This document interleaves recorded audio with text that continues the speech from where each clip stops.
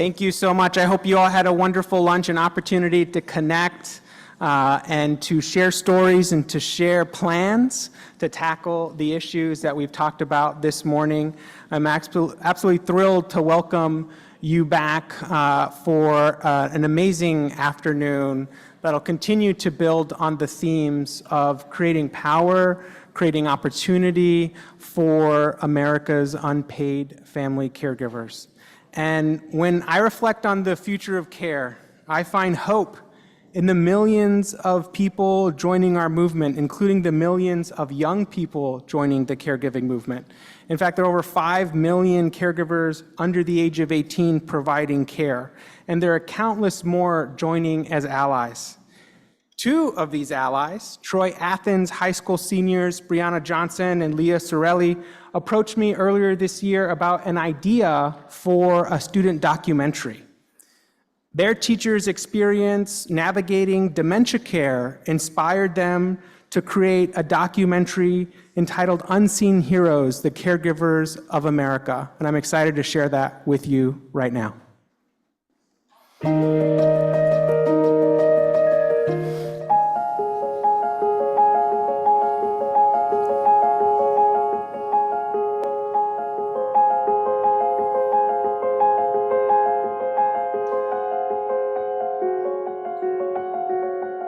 Dr. Grace Burns has spent her career as a physical therapist working with the elderly, a role that became vital when her mother was diagnosed with dementia in 2018. We had seen some signs of it before that and had luckily moved her closer so I could help with the medical care. My dad passed away suddenly and I was thrown into the role of primary caregiver.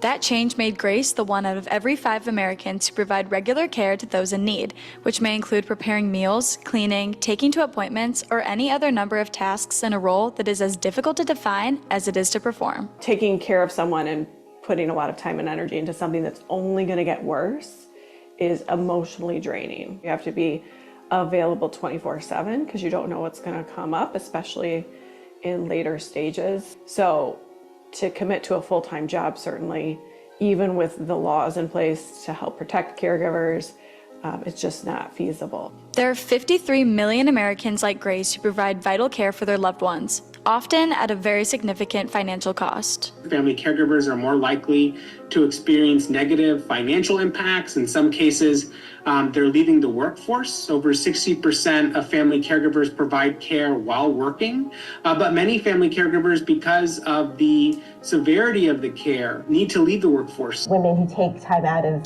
their careers to help care for their spouse or for their parents, they average a cost of $324,000 in terms of benefits and lost wages. $324,000 in lost benefits and wages, with per capita income in the United States at $41,000.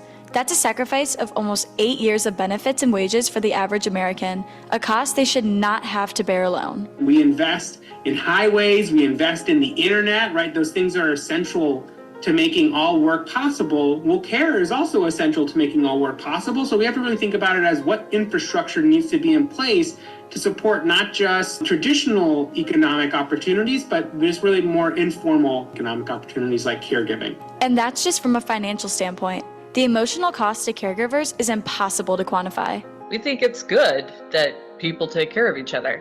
What we think is bad is that there is an impact to the health and the financial well-being and the emotional wellness of the person who's doing the caregiving. It's painful to see somebody you love be sick or to lose function or to have a disability that prevents them from being able to fully participate in society.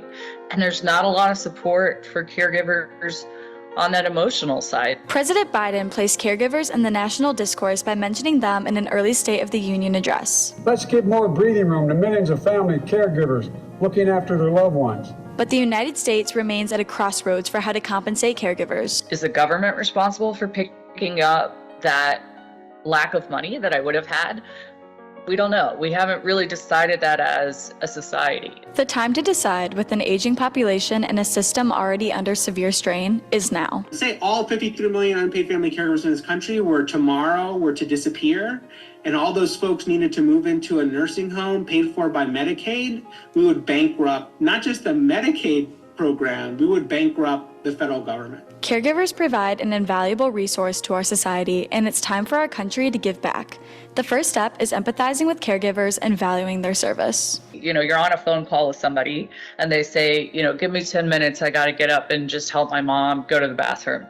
That type of transparency across generations is really new. And I think younger emerging leaders are very comfortable with that in a way that is healthy and good for the rest of us. While empathy is important, financial support is vital. The United States is one of the only countries in the world that does not have paid family medical leave, which means that American people are often forced to choose between going without pay or without providing care for a loved one in need. More and more states are passing state-based paid family and medical leave policies. And what we see in those states is that caregivers, particularly women caregivers, are better able to provide care. They're staying in the workforce longer. They're staying with their employers longer, and they're able to address things like lost Social Security earnings over time. These changes at the national level would go a long way down a two-way street in supporting caregivers and those who are supported by them. We're a nation of caregivers, and even as we speak, there are 50 million of us who are either caring as family caregivers or as professional caregivers for our growing aging population and for people with disabilities. And those numbers are going to double by the year 2050. As the aging population grows, so will our need for caregivers. In the near future, we will rely on them more than ever. For hundreds of years, that it has been the assumption is that we would take care of the older generations. Hopefully my children will watch us take care of our parents, and then that cycle will continue. But this cycle will be impossible to maintain and continue without more support from our government. In the next 20 years, we hope for nothing more than our essential caregivers to get more support and recognition for all of the hard work they do.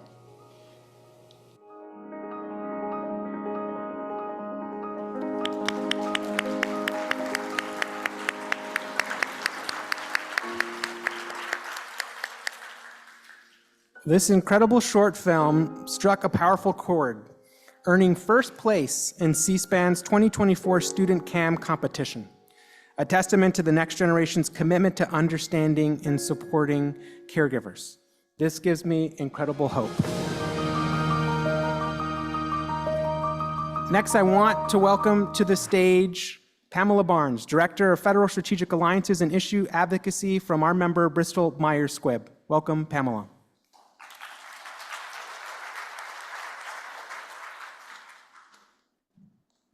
Well, good afternoon, everyone, and thank you for that introduction. So thank you for the opportunity to speak today, and I want to share a personal story with everyone that underscores the importance of the work that we all do. So during COVID-19, I found myself in a very unique and challenging position.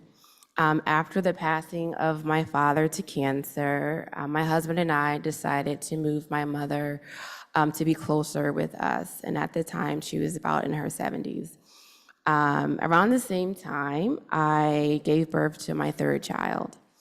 So suddenly, I was not only the mother of three, but I was also a caregiver to an aging mother. I became face to face with the realities of the sandwich generation, caring for myself, small children, and an older parent, all while managing a full-time job. And what I did is I had my computer, my laptop, my desk. My daughter had her desk right next to her doing kindergarten, and we just kind of went down the row. And my mom was there, and she had to have a full breakfast for every meal, and we were just kind of like a cereal family. So I had to get up at 4, do some work, fix her a full breakfast, get all the kids started, and then go back to work every day.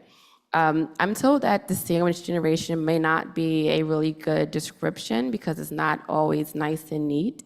I mean, maybe a panini or a burritos, filling out over the sides and, not always with a little buttoned up club sandwich all the time. The pandemic confined us all under one roof, amplifying both the challenges but also the joys of caregiving. I became acutely aware of the delicate balance required to meet everyone's needs, including my own, which often went unmet. It was a period of immense growth, patience, and resilience. The work that the National Alliance for Caregiving and all of you do in the room is invaluable. You shed light on the often unseen challenges and joys of caregiving. Your efforts give voice to those who are frequently unheard and move us from awareness to action. And I think that underscores what a lot of us are talking about today and tomorrow. Not just awareness, but action. Where do we go from here? We must continue to raise awareness about the critical role and sacrifice of caregivers. But beyond that, we must advocate. We must advocate for policies that improve the lives of caregivers across this country. Policies that provide for financial support, which is critical, access to resources, and recognition for the vital roles that caregivers play in our society. In the 2024 and 2025 Medicare Physician Fee Service, CMS introduced new codes for caregivers. Training services allowing eligible practitioners to bill Medicare, providing training and education to caregivers of patients. This is a step in the right direction, but we need more. This enhanced reimbursement will ensure that caregivers are better prepared, reducing the burden on the healthcare system and improving patient care. Investing in caregiving education can also lead to long-term cost savings for Medicare by preventing complications and reducing the need for emergency care. It is important for CMS to recognize and support the critical role of caregivers, especially in cancer care. And we urge CMS to continue investing in caregiving resources, such as training and education. So thank you. Thank you to all the caregivers out there. Your work is seen, you are valued, and you are appreciated. And to everyone here, thank you for your dedication in making a difference. Together, we can create a more supportive and understanding environment for all caregivers. Thank you.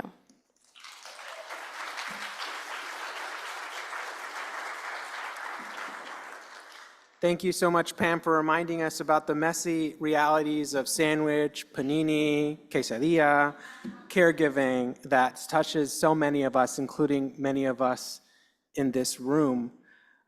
I know someone else who's had a similar experience, and I want to invite you back to the screen for a special message from Javier Becerra, Health and Human Services Secretary.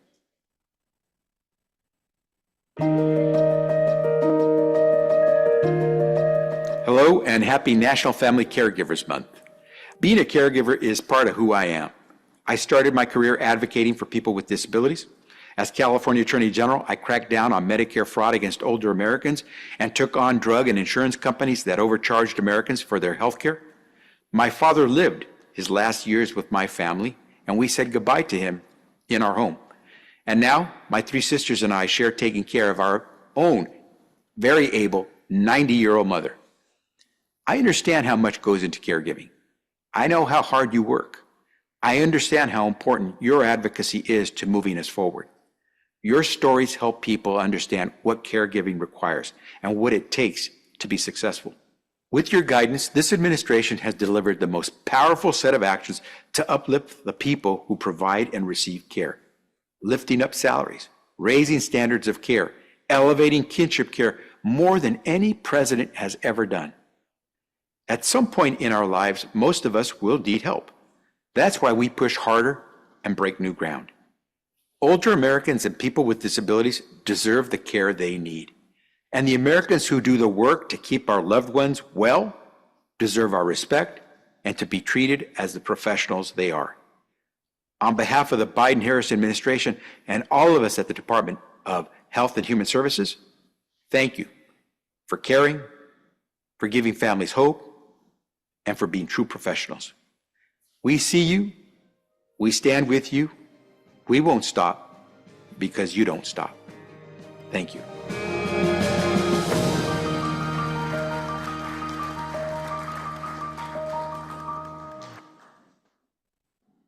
Secretary Becerra's remarks and Pam's remarks remind us about the incredible progress that we've made.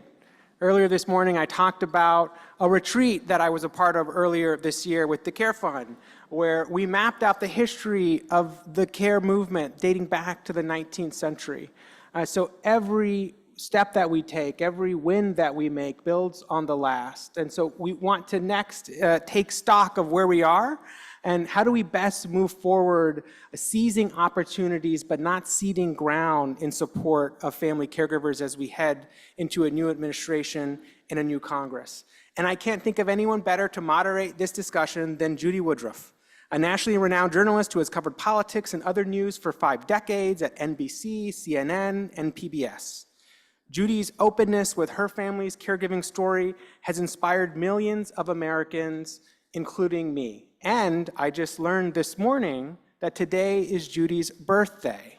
So I would like us to welcome Judy to the stage with maybe a little rendition of Happy Birthday. Happy birthday to you. Happy birthday to you. Happy birthday, dear Judy. Happy birthday to you.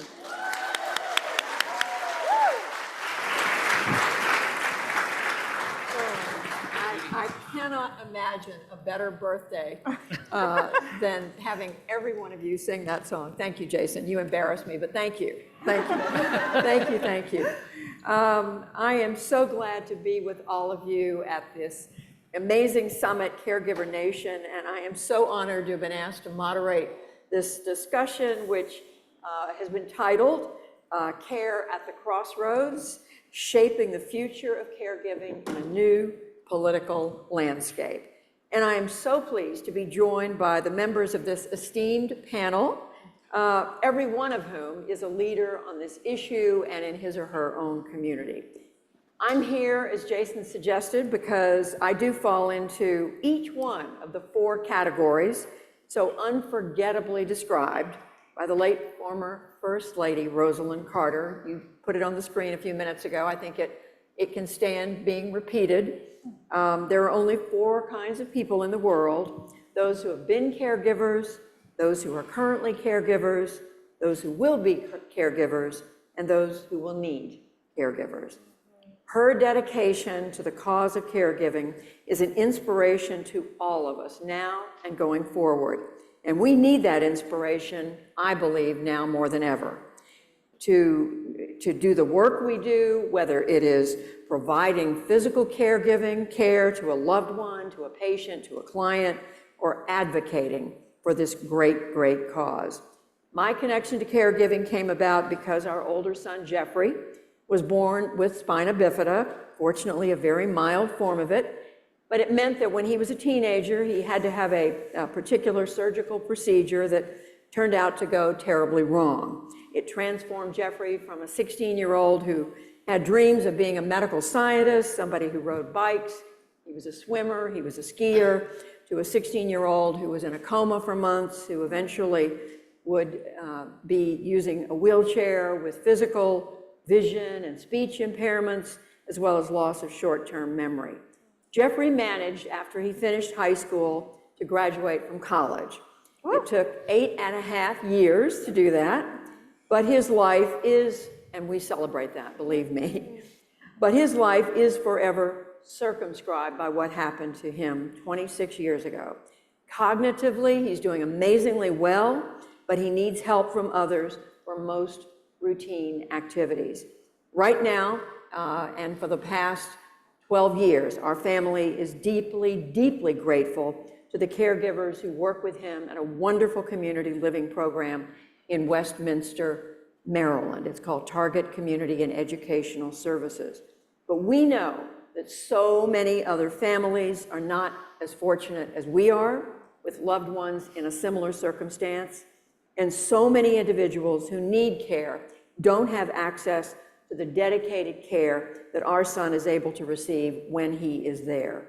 And that's why I am dedicated to supporting efforts to raise awareness of caregiving, of how prevalent it is in American life.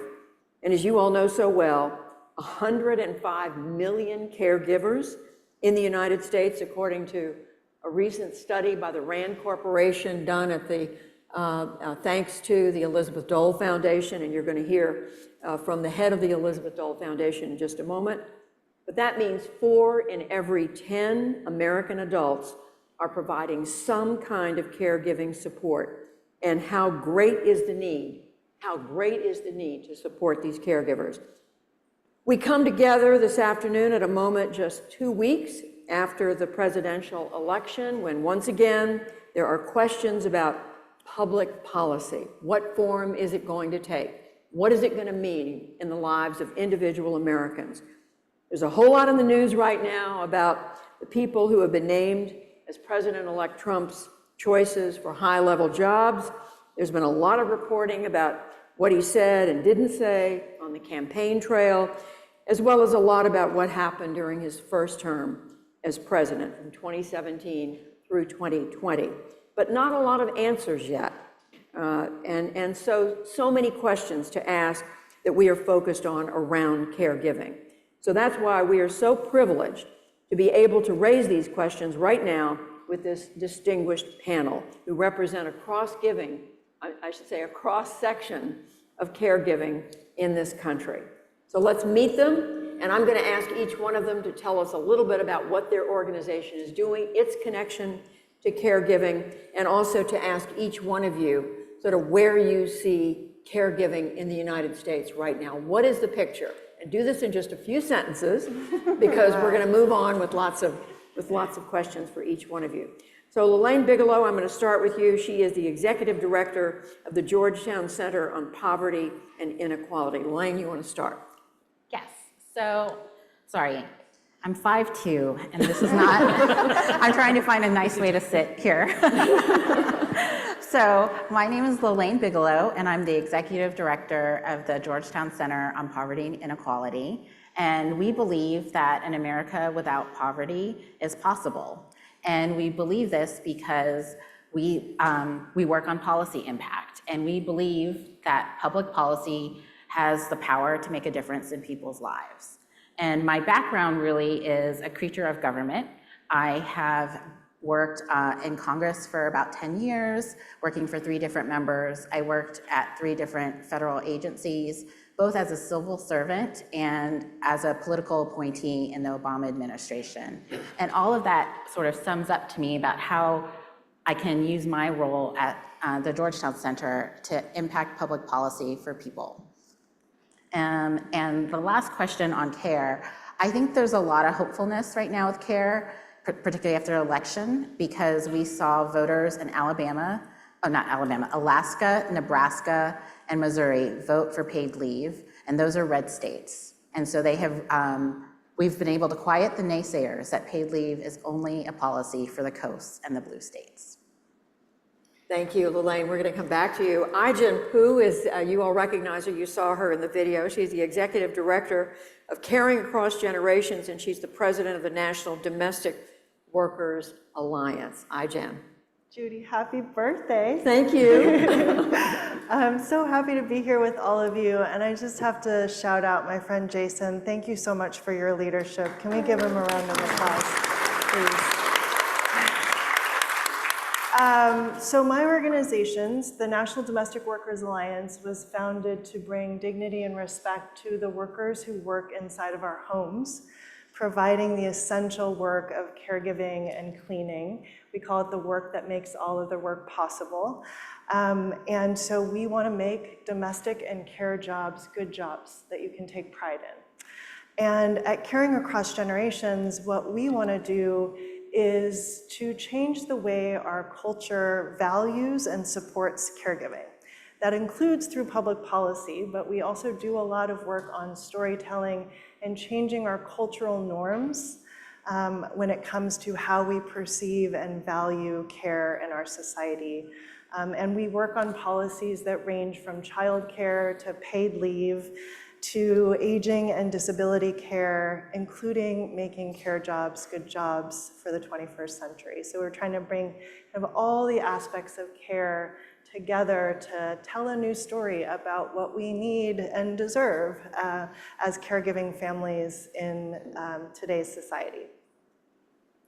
Hi, Jen, thank you very much. And we'll be coming right back to you. Steve Schwab, you all recognize, I'm sure, as the CEO of the Elizabeth Dole Foundation with a focus on veterans. Tell us about what you're doing at the foundation. Well, Judy, thanks. I wish I had a cake to celebrate your birthday. I would have known. So do I. Well, I want to start by saying we are proud members of NAC, and Jason, you deserve a lot of praise for this conference and the leadership that you've brought to all of us across the sector. Thank you so much.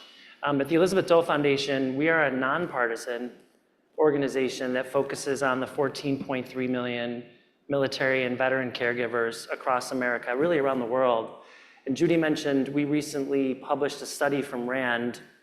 All the work that we do at the Dole Foundation is evidence-based. If you know anything about our founder, Elizabeth Dole, she's a bit of a data geek across her public service.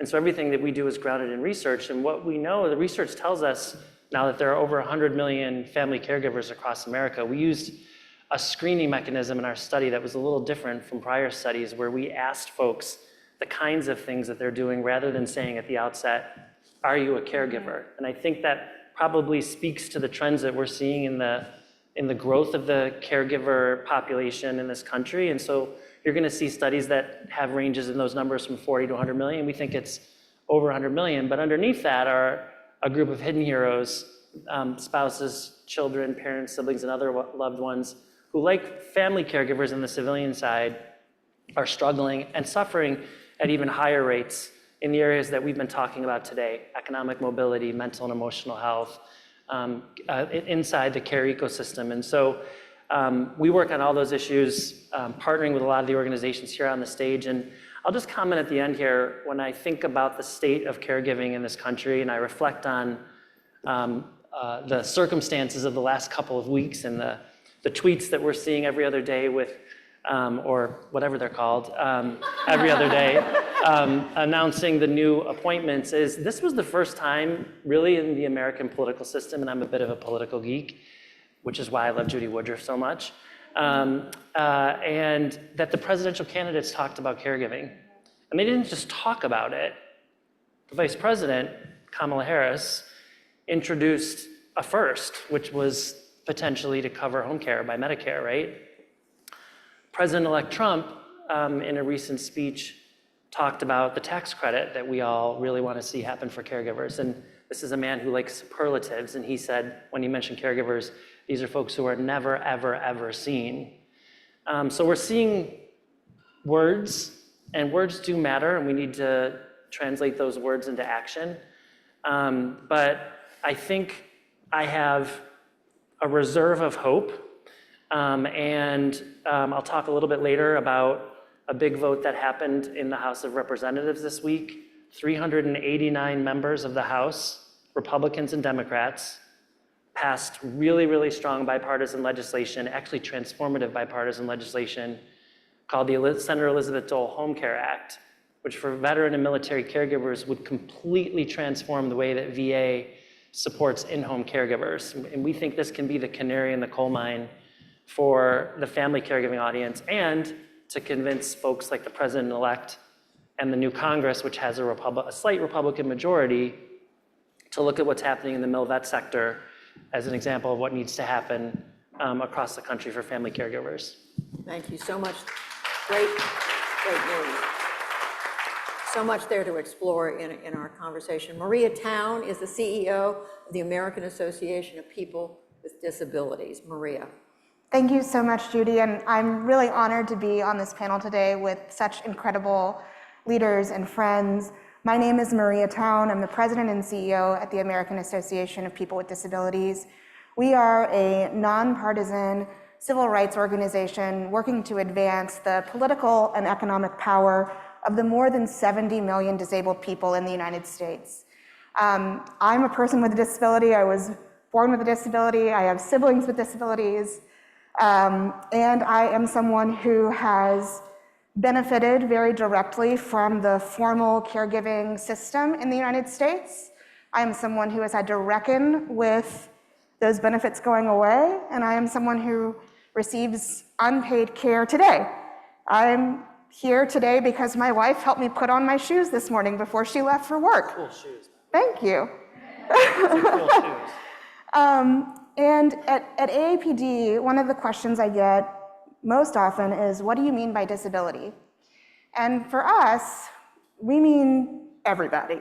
So individuals who are blind, individuals like myself who have developmental disabilities and mobility disabilities, people who are contending with new disabilities like long COVID that we're still really learning about, and folks who are aging into disability who may not identify as disabled, but when you ask, how's your hearing? They say, I don't hear as well as I used to, right? That's disability. And we know that even if not everyone understands disability, everyone is harmed by ableism. And a key part of why we haven't invested in our care infrastructure are things like ableism and ageism. And at AAPD, we understand care as actually core to advancing civil rights, and civil rights that disabled people have fought for decades. Disabled people have fought for the ability to be seen in public over and over and over again.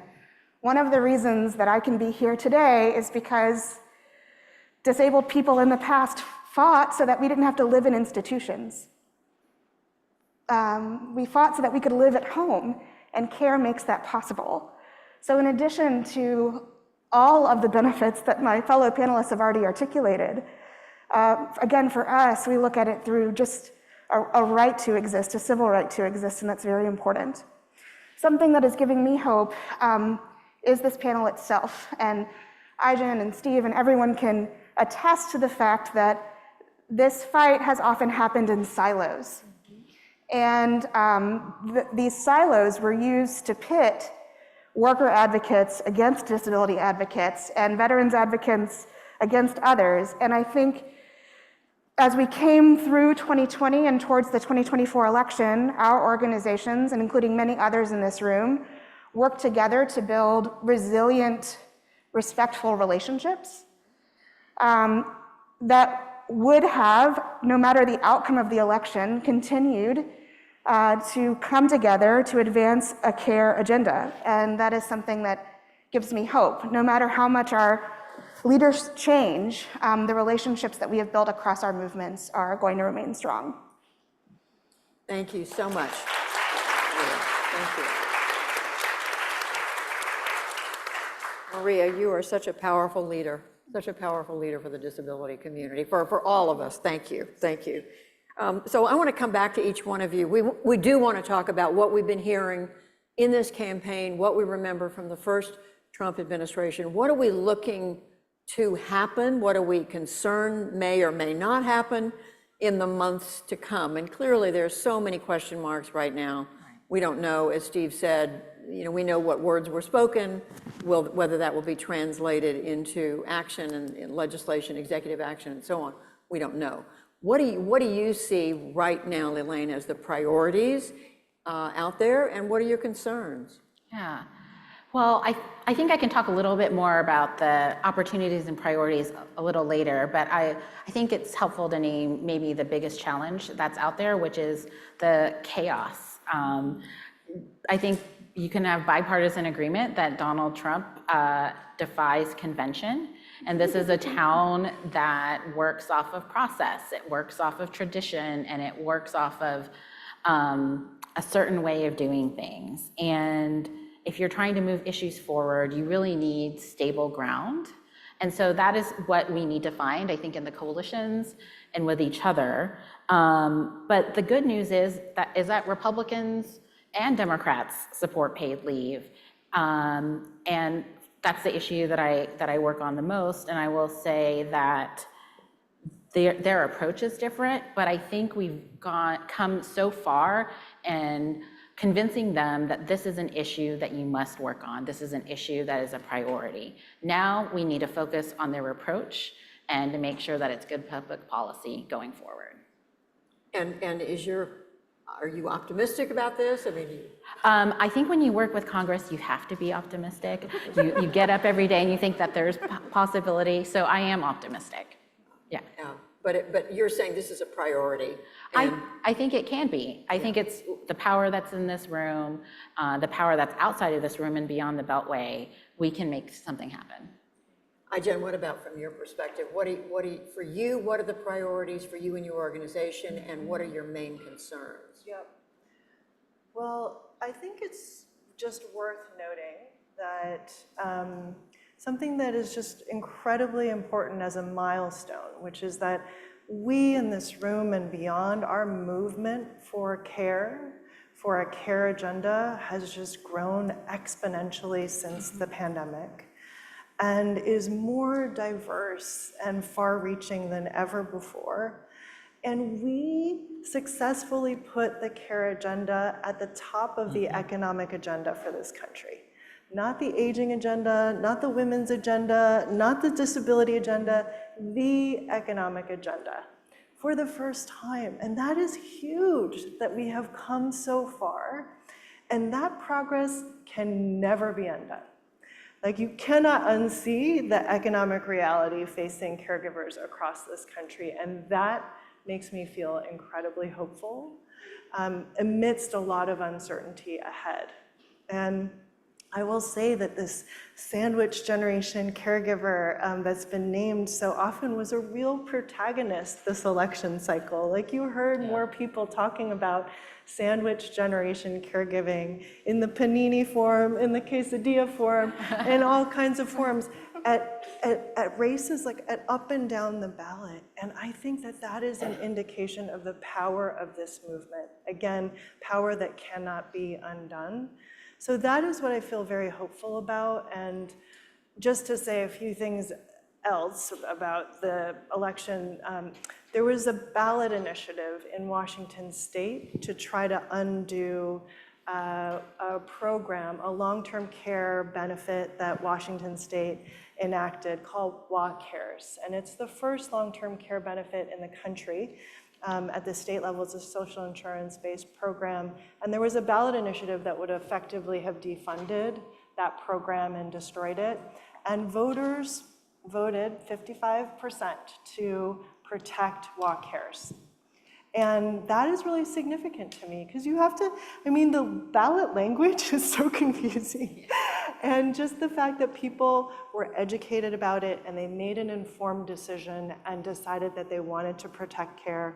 And then in a number of counties, Travis County, Texas, voters voted to raise taxes to fund childcare for the poorest in their county. And that kind of initiative and agency on the part of everyday people in this country is what is going to deliver the future of care that we need. And so I feel very hopeful about that. I'll say that I'm very concerned about a couple of things. One is about protecting Medicaid. There have been various signals that there will be attempts to try to cut Medicaid.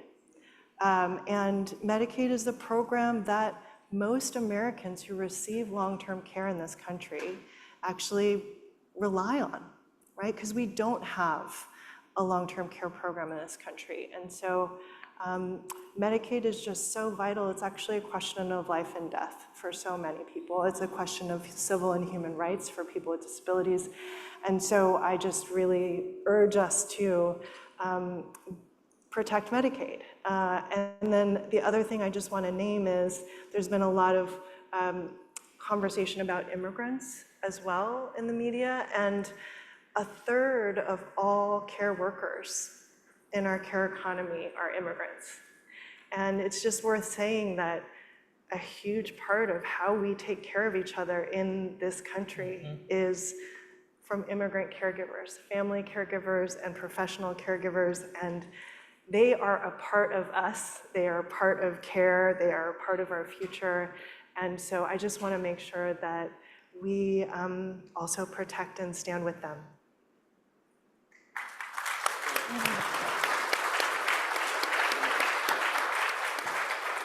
Thank you, iJen. And Steve, as we said, you have a particular vantage point because you had an organization that is focused on veterans. What is it, 14, 15 million of them in this country? What do you see right now that gives you hope? You mentioned what passed in Congress this week. So what is giving you hope, and then what are your concerns over the coming? Yeah, I really appreciate the comments of both my colleagues, and I want to follow up a little bit on both. Lelaine mentioned this president-elect's unconventional approach to lots of things, and I think that's a word we can widely agree on, that President-elect Trump has a history of following and likely will follow in his policy pursuits moving forward. And I think what we probably didn't realize in the first 4 years of his presidency is how unconventional it would be. And I think those of us on the policy side need to look back and learn on how we can be unconventional or evolve our tactics, especially politically, on the policy front, to meet some of the unconventional goals that he may have. It doesn't mean that we don't fight on the goals and issues that are really important, like how many immigrants support our care economy, and acknowledge how much success has been gained in positioning the care economy as an essential part of the American economy and economic policy. But I do think, and I think, Jason, this is a role that NAC can play for so many of us in the movement, is we need to come together and we need to identify the policy issues that are most important to all of us. And we need to think about the tactics that we're going to use collaboratively to advance the policies that we think we can make progress on with this majority, a thin one, in Congress, and with this president, and work together to do that. And I think there's some things we need to do different. Judy mentioned we focus on the military and veteran audience. If we all step back and think about the things that usually resonate with Republican administrations and Republican policymakers: strong defense, strong military, patriotism. I mentioned the bill that passed the House 389-9 just 2 days ago, a model for advancing some of the larger family caregiving issues that happen across this country, and something I think we can position to this administration and Congress through storytelling, through localized advocacy movements, through connecting Congress members with folks in their own districts. This election was about kitchen table issues. I think in the end, when you look through the data, most voters voted because of the economy. Whether or not they saw things clearly, that's for those of us to debate, and who is to blame for economic issues that families are feeling. Those really were the prevalent issues. And so I think we can really boil down what we know around costs, and create a political and a tactical plan that meets Congress and meets this president-elect on the issues that we think we can gain agreement on, potentially through avenues like the MilVet audience, and then really make our case on issues around immigration and Medicaid and others. Because the last thing I'll say is, I think we also have to acknowledge that we're seeing a lot of leaders come to the table who haven't served in sort of vast areas of responsibility on the policy side. So we're going to have to spend a lot of time educating these new leaders across the administration on these issues, and then we need to advance our policy dialogue.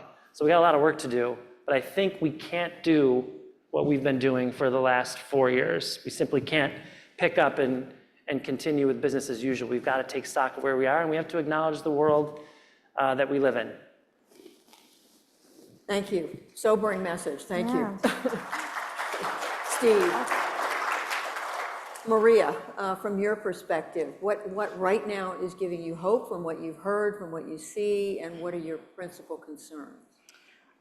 I just have to say I agree with everything that has been said, and if I could say everything again, I would. But to be very specific on something that's giving me hope, it is still legal to pay people with disabilities less than minimum wage. And this is done through something in, ironically, the Fair Labor Standards Act called Section 14C. The Biden Department of Labor has been slowly but surely making their way towards a notice of proposed rulemaking that would eliminate 14C and disallow employers from paying people with disabilities less than minimum wage. And just to be clear, when I say less than minimum wage, I mean 25 cents an hour, okay? And originally, this was a policy that was started almost 90 years ago to incentivize employers to hire the unhireable. And in that intervening time, we have had a revolution of civil rights protections, a revolution of technology that has expanded opportunities for so many people, and we just can envision life in so many different ways. So the thing giving me hope here is that ending 14C is actually an extremely bipartisan issue. There are 16 states that have already ended this practice, and they are red and blue in equal numbers. And this is among the regulatory activities that I think a Trump administration might hang on to. And if not, I think we have a great opportunity to advance similar policies in the new Congress because of the large bipartisan support. One of the things that is really concerning to me has been the remarks that President-elect Trump has made about the Department of Education. And it really is a care issue. One of the reasons that we don't invest in our childcare system is because we expect children ages 2 to 18 to be in school from at least 8 a.m. to 2 p.m., plus aftercare. For students with disabilities, it's public education that allows us to get a free and appropriate public education through the IDEA in Section 504. For students with disabilities, they also receive many auxiliary services like speech therapy and physical therapy at school. We know, and we've seen over and over again, that for kids experiencing food insecurity, school is where they get fed. So threats to the Department of Education should be seen as threats to the care agenda, and I hope that all of us can work together to protect the Department of Ed.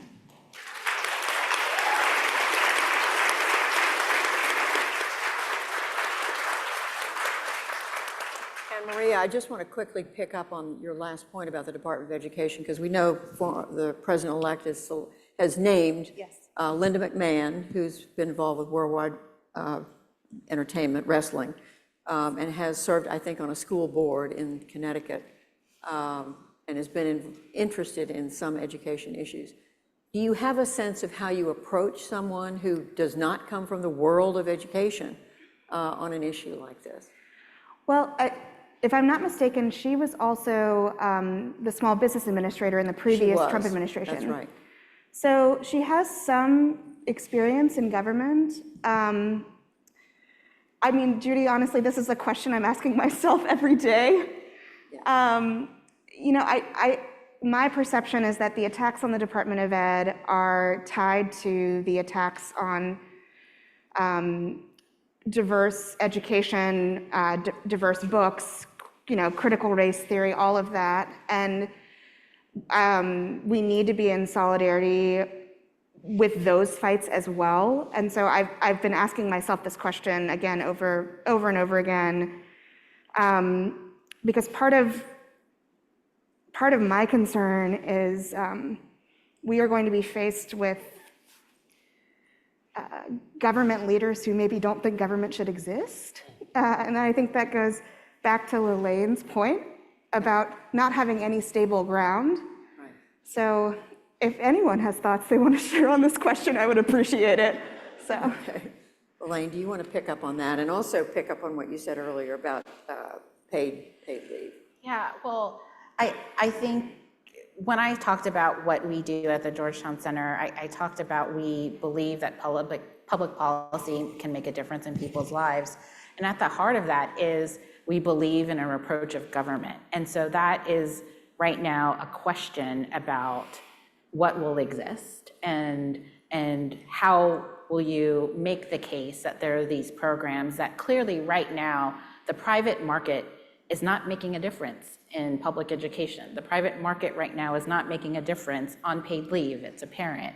So My son goes to a Title I school, and I do worry. They have meals for breakfast, lunch, and dinner. You're allowed to take it home. They have a great food pantry. It's wonderful.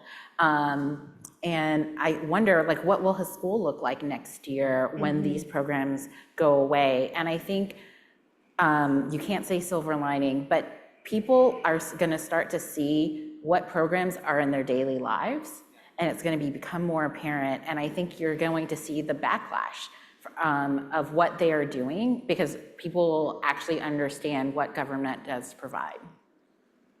And on the paid leave point, how do you see pushing that issue forward?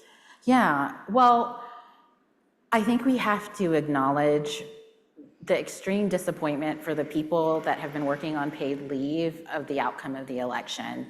With Vice President Kamala Harris, she had the gold standard for paid leave policy. Her vice presidential candidate, Governor Walz, when he was asked in a New York Times interview, asked, "What would you do if you could only do one thing?" He said, "Paid leave." That's amazing. It's going to be very difficult to replicate that. And there's just, disappointment is not even the right word. It's devastating not to see those people in the White House for that issue. That being said, paid leave is incredibly bipartisan. Right now, there has been a bicameral, which means House and Senate, and bipartisan, Republican and Democrat, working group in Congress. They've been working for the past couple of years, and that gives me a lot of hope. I'm hoping that we'll see the fruits of their conversations and work and policy very soon. And because on a bipartisan basis, we know paid leave enjoys a lot of support. I also think there's a path to small and medium wins on paid leave that may not be the gold standard that we've been fighting for the past few years, but could get us the building blocks we need to get there. So an example of this would be a few years ago, I worked on the Federal Employee Paid Leave Act. And that was something that kind of seemed small at the time, but it went through the National Defense Authorization Bill. And the reason why people were interested in it because of military readiness. But this was a benefit that came for the entire federal workforce. And all the way at the end, it was comprehensive until the very last minute. Then it became parental only. And we were a part of the decision-making group. Should we do this or should we not? And we said yes, because we know that still that parental leave can make a difference. As a former federal employee who didn't have paid leave when I gave birth to my son, 2 months of going without pay was really difficult at the time. So those are places that give me hope. Incoming Vice President Vance has talked about the need and the role of grandparents in caregiving. Right now, grandparents aren't a part of the Federal Medical Leave Act unless they are the parent, the legal parent. So if there's a place to start recognizing grandparents and their role in the caregiving place, maybe that's another place that we could start. So those are some of the things that are giving me hope. Helpful to hear you talk about that. Ajen, you mentioned, you talked about a number of things, but when you came to what you're concerned about, you talked about Medicaid, and we know that Dr. Mehmet Oz has been named as the choice of President-elect Trump. How do you approach an agency, a leader, again, when they come without specific background on the issue? Well, one thing to note is that in the American Rescue Plan, there was an investment in Medicaid home and community-based services to stabilize that program coming out of the pandemic. And the original commitment was, I think, $12.7 billion. And then because it's matched by states, it ended up being an investment of over $30 billion in Medicaid home and community-based services. And a big concern that the White House had at the time was that Republican states wouldn't take that funding because Medicaid has historically been somewhat partisan. and not somewhat, very. And what ended up happening is all 50 states took the funding because there was a recognition of how urgent and important Medicaid, home, and community-based services are to so many people. There's still over 700,000 people on waiting lists across this country who are eligible for the services and can't get them because we haven't invested adequately in these programs. So I'm hoping that you're gonna see governors and state Medicaid directors of every party stripe coming to say these programs are so essential to people. And I'm also really hoping that all of you who may know people in the community who rely on these services actually put a human face on these programs. And we have to do the education in our communities with our elected officials and also this administration about what is at stake for our community in some of these decisions about what we do. Thank you. The other area of education is again, question mark. We don't know how fully the president might carry this threat to remove people who are undocumented. Well, it does seem to be a priority. And so exactly how will be operationalized, I think there's a lot of questions. There's the talk of using the National Guard and military and targeting, for example, heads of households, because that will cause families to self-support and things like that. So I do think there's actually quite a bit of that is going into this planning. And I say that to say this is real and this should be prepared. And we should react appropriately because this is serious.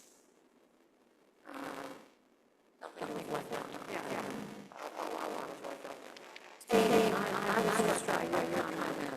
And by the way, we're going to take questions along in just a few minutes and think about what we're going to ask. Panel that the advocates for caregivers, they need unconventional to put it. What do you mean by that? What's an example of the way this is unconventional? Yeah, thanks for that question, Judy. You didn't plan this. But I started thinking about this. Because I'm starting to really like data. So one of the things with John is there's 14 to 16 states across the country that are clearly red Trump states. These are folks who traditionally vote Republican. When we look at the demographics and the data in those states, they also really depend on public subsidies. And they really benefit from paid leave. And they're deeply impacted by the education issues that I think elected Donald Trump. And so when I think about unconventional ways for us to tell the caregiving story, we tell it different if Kamala Harris was elected. How we would tell the story is hard because she clearly got it. This was a big part of her platform, the Democratic Party platform. And there are the outsides of the Republican Party platform. We saw pieces of that, albeit small pieces, in the Democratic platform. So it's like those 14 states we mobilize, and we educate, and we work at very local levels with congressional members. Lelaine mentioned that we're seeing increasing rates of bipartisanship on paid leave. We saw Senator George Ernst speak on the value of paid leave in DC state. So we find our amplifiers and our spokespeople in those states. We need to identify those states where education and mobilization can make a difference, perhaps move the needle, and then maybe appeal to the president-elect in a way we have traditionally asked. We do a lot of work. I know Rhonda Richards was here in the back.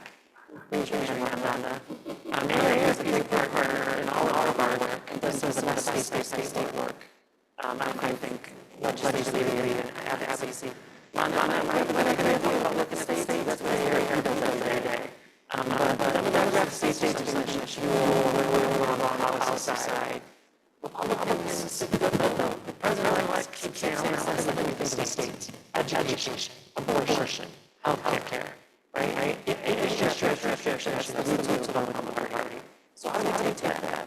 How do we learn it? How do we mobilize it? That resonates and amplifies in the congressional majority a little bit different. So those are some things we need to think about. I mean, make sure that with Jason and my colleagues on stepping back and thinking about how we can do things a little differently while still fighting, still battling, still advocating against some of these issues that we know, like immigration and others. If full-scale climate change or undeniably impacts on people who serve. So we've got to keep battling on those issues hard, but thinking a little differently on the other side too.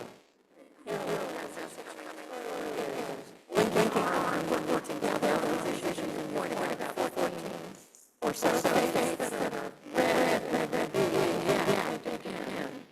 in a big way on government.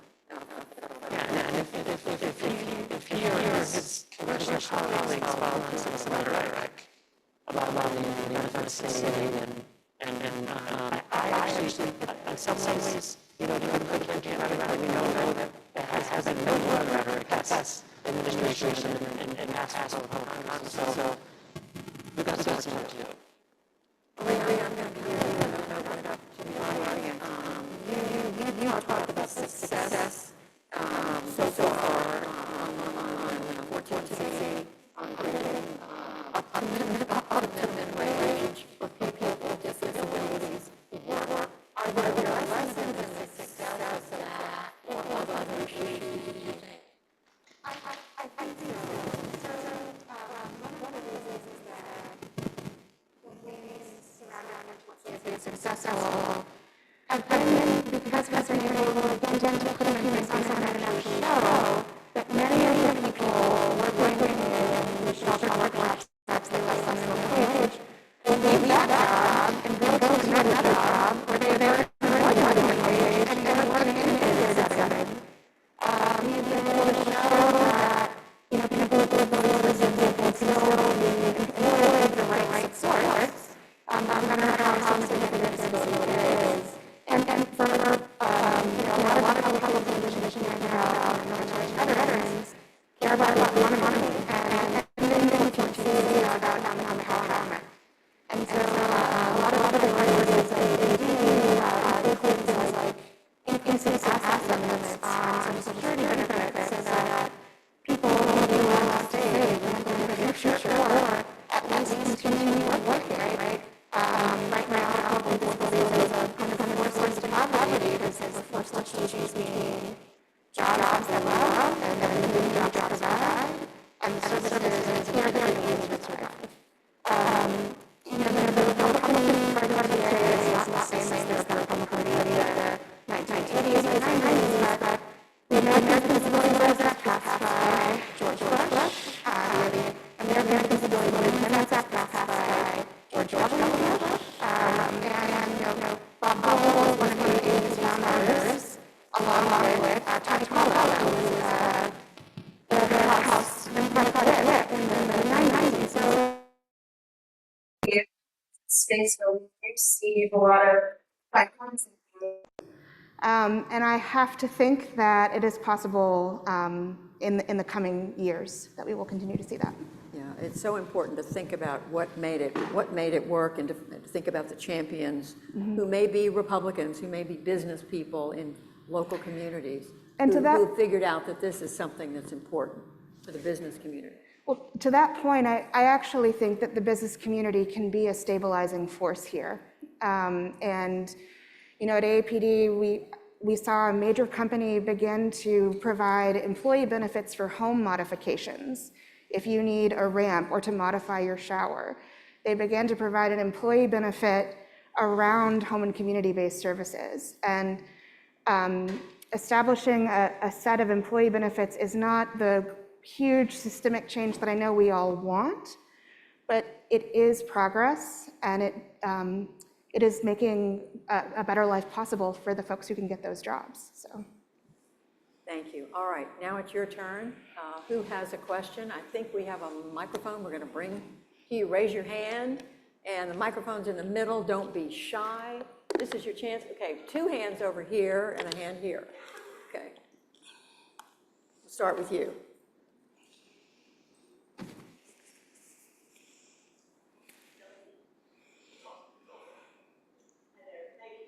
Speak up, please, so we can hear you. I'll speak up. Okay. I'm Heidi Donovan from the University of Pittsburgh. I'm a researcher. I have. Oh, speak right into the mic. Thank you. All right, better? All right, Yes. thank you. You know, I've been increasingly comfortable being an advocate, and I feel the need to become an activist in these times. And I guess I would just love to hear from all of you, especially you, Jen, about, you know, you made the phrase that, you know, if we're looking at likely changes, well, likely day one actions around immigrants, undocumented immigrants, these potential policy changes in the Department of Education, how do we prepare to and react appropriately, if you have suggestions? Jen. Sure.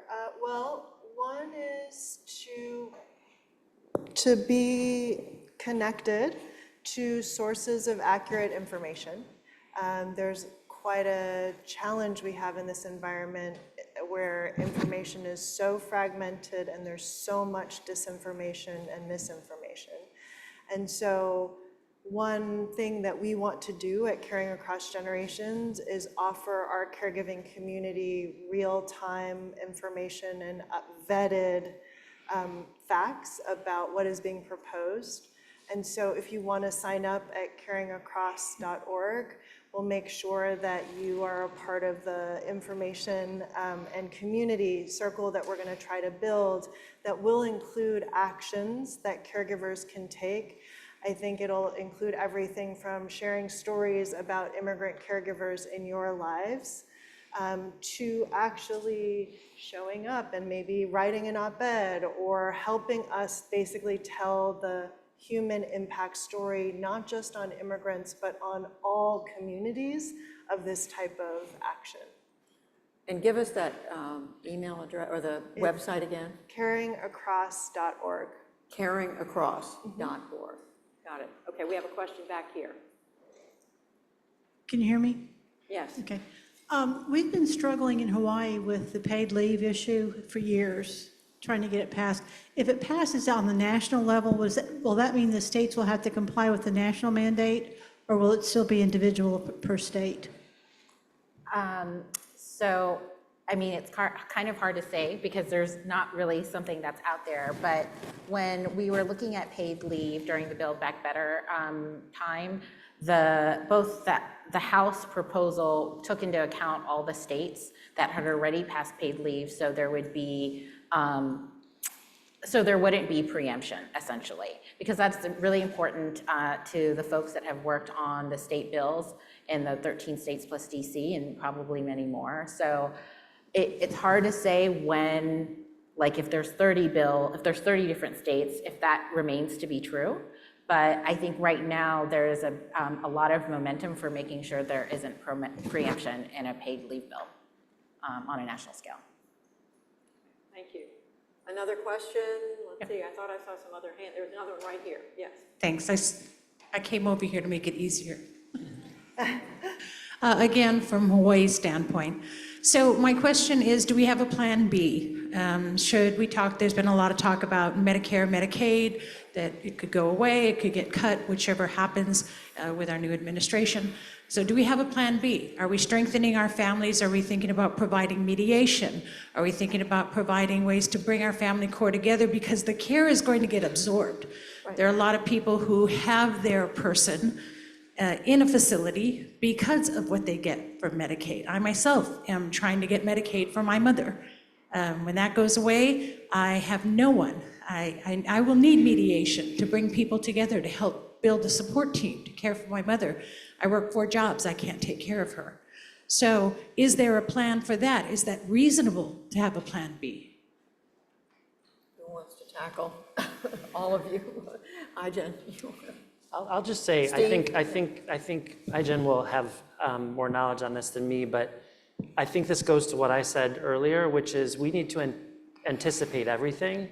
So while we need to be unconventional in thinking about our care agenda, we do have to start building Plan Bs on things like Medicaid, because we have heard really heavy rhetoric. One thing I'll reflect on, I said this to my team in a policy meeting that we had earlier this week, is we're beginning to go back and look at the rhetoric and the policy implementation of the first Trump administration. So what did we see said, and then what did we see implemented, and where was the gaps? Why did those things happen? To see if there's any lessons that we can learn moving forward. Now, they're a little bit more knowledgeable in the business of government, one might think, in the second 4 years, so maybe it's not a fair comparison, but we're beginning to look at that, and I think some of that's gonna lead to those kinds of plans. I don't know what more you would say, that's a big one. I think this idea of supporting families around mediation and navigating tough conversations is actually such a great idea. So thank you for that. I wanted to thank all of you too, because when you said unconventional, that's when it popped in, and I said, this is unconventional, and we need to go there. Yeah, we do. I think it's really important. And frankly, we should do that regardless of what is possible. I mean, I think about one thing that we've tried to do at Caring Across Generations was create discussion guides for families who, if they wanted to have a care planning discussion around the holidays or just at a time when you're not in a crisis, how might you do that? Which I actually highly recommend doing it when you're not in a time of crisis. Like if you're getting together with your family, I'm not saying do this at Thanksgiving dinner, but like around that time to basically be like, hey, what would it look like for us to have a conversation about what our family vision and plan should be for care? Like that kind of conversation tends to be so productive and surprisingly so when families try to do it. I think if we lean into resourcing families around the easier conversations and the harder ones, as you suggest, that's something we should do anyway. I did also want to flag that there's going to be a lot of conversation about taxes and tax reform next year. Those of you who are in DC have maybe already heard about it, but there's going to be a big debate around tax legislation next year and who should get a tax cut and why, and this tax credit versus that tax credit. One thing is that for the kinds of tax credits that we understand this new incoming administration to be planning, tax cuts specifically for corporations and for very wealthy people, the kind of money we are talking about really can only be found in a program like Medicaid. So I want to just also note that we should be tracking all kinds of policies for their implication on care, because these are programs that are just so foundational and they're funded by revenue, including taxes, and so we should just like pay attention to that. I think we are out of time. Do we have time for one more question? Do we have time for another question or two? Okay. I wasn't sure. Go ahead. Yes. Thank you. My name is Sebastian, and I'm the legislative coordinator with the National Down Syndrome Society. This question is more directed towards Maria, but Sorry, which society? Down syndrome? National Down Syndrome. National Down Syndrome, yes. This question is more directed to Maria, but I would love input from everybody. Do you see the potential for the improvement of HCBS in this new administration? And if so, where can advocacy efforts go in supporting that improvement? This is a great question, Sebastian. So I have to be hopeful on HCBS. I think, one, defending Medicaid will actually be an advocacy win, even though our current home and community-based services system is extremely strained. We are hopeful that bills like the HCBS Access Act and the HCBS Infrastructure Act will get reintroduced, and using a lot of the sentiments that have been expressed here, we will be able to educate, especially new members of Congress, on the importance of these issues. One of the things that I wanted to say in response to the woman from Hawaii's question that I think is relevant here, a lot of people assume that Medicare provides in-home care coverage for older adults. Everyone here is shaking your heads, no, it doesn't, right? Because you all know that. But when my dad got really sick, my family didn't know that, right? And I hear all of the time from people across the country who don't live this day to day, but are beginning to realize that they will have to become a caregiver, or they are aging themselves, that they just think Medicare is going to cover it.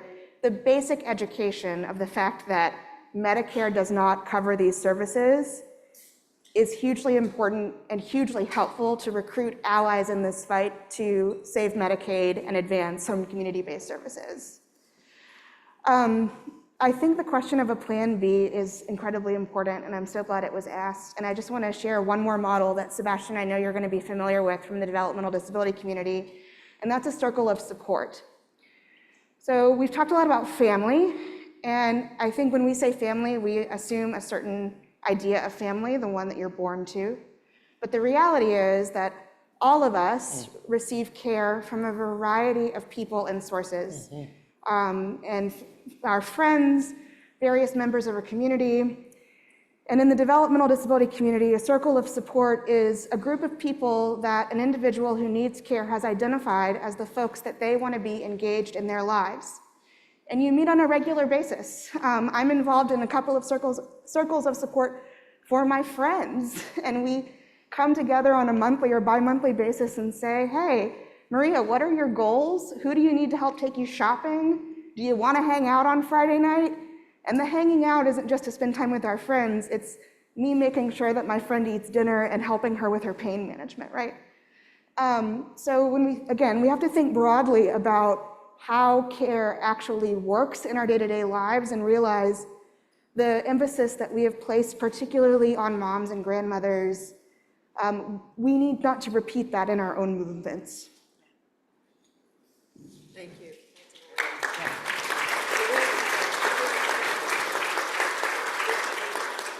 I don't know, are we taking more questions or are we at the end? Jason, you're the... taking more questions. Because this has been a fantastic conversation. One that has had a lot of heavy themes, but we have to also center joy and optimism and opportunity. And I can't think of a better way to do that than to celebrate all of you and also Miss Judy Woordruff.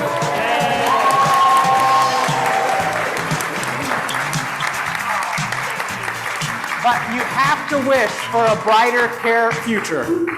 This is my wish, and I'm not going to keep it a secret, is for the very best for all caregivers in America. Thank you. Thank you so much.